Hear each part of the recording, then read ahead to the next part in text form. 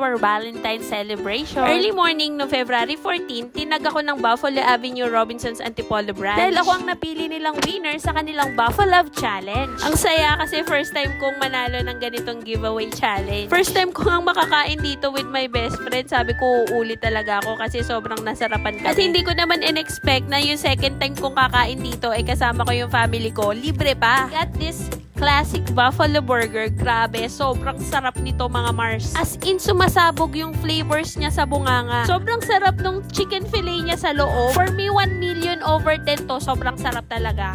We got their team building A set, which includes 12 pieces of buffalo wings. You can choose 3 flavor of your choice, alam ko. Pero 2 flavors lang yung in-order namin. We got their classic hot buffalo wings and their